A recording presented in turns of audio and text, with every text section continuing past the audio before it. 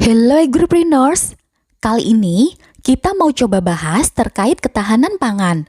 Dan kalau berbicara masalah pangan, tentunya menjadi program prioritas pemerintah.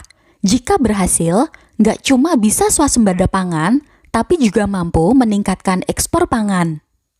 Berbagai upaya akan dilakukan untuk memenuhi kebutuhan pangan, terutama bahan pangan pokok, penggunaan benih unggul, irigasi teknis, dan teknologi budidaya terus dikembangkan untuk meningkatkan produksi bahan pangan. Dari sisi teknologi budidaya, yang sedang diterapkan adalah program IP 400, di mana 4 kali tanam dan 4 kali panen dalam 1 tahun. Apa bisa berhasil?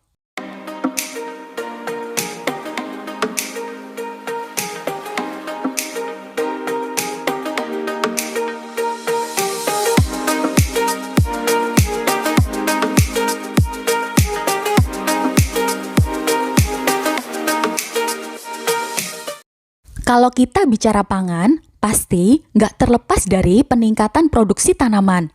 Salah satu caranya dengan penambahan luas tanam dan panen, di samping peningkatan produktivitas tanaman per satuan luas lahan. Penambahan luas tanam dan panen sendiri bisa dilakukan dengan penambahan luas lahan atau peningkatan indeks per tanaman. Masing-masing caranya tentu punya konsekuensi yang berbeda.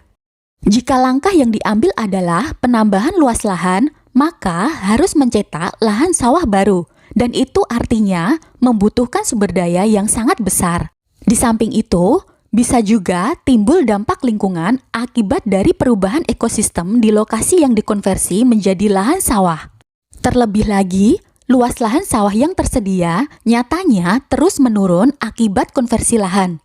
Laju konversi lahan ini bisa mencapai 10.000 hektar per tahun.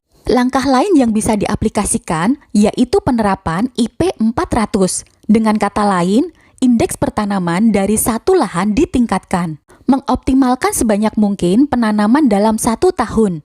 Indeks pertanaman yang rendah untuk lahan sawah tanda hujan dapat diatasi dengan pembangunan irigasi teknis, yang mana perlu penyediaan sumber air yang cukup. Bisa dari pembangunan bendungan atau pemanfaatan air tanah, panen air hujan, dan sumber air lainnya. Lahan dengan irigasi teknis ini bisa ditanami hingga 3 kali dalam 1 tahun, dan ini disebut dengan IP 300. Gak berhenti di situ, IP 300 bisa ditingkatkan lagi menjadi IP 400.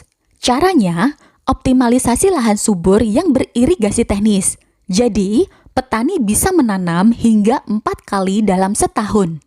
Di sini, sumber daya air dan lahan bukan lagi menjadi kendala, tapi umur tanaman mungkin bisa jadi faktor penghambat. Karena total waktu yang dibutuhkan untuk proses budidaya dari persiapan lahan, penanaman, hingga panen harus kurang dari 3 bulan.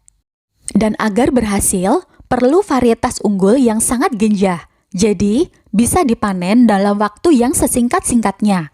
Teknologi pemuliaan tanaman dan perbenihan yang ada saat ini sudah mampu mendukung penerapan IP 400. Varietas tanaman yang dirakit makin kesini makin gejah, di samping punya produktivitas tinggi dan tahan terhadap hama dan penyakit. Dulu, padi lokal punya umur yang sangat panjang, bisa lebih dari 5 bulan setelah semai.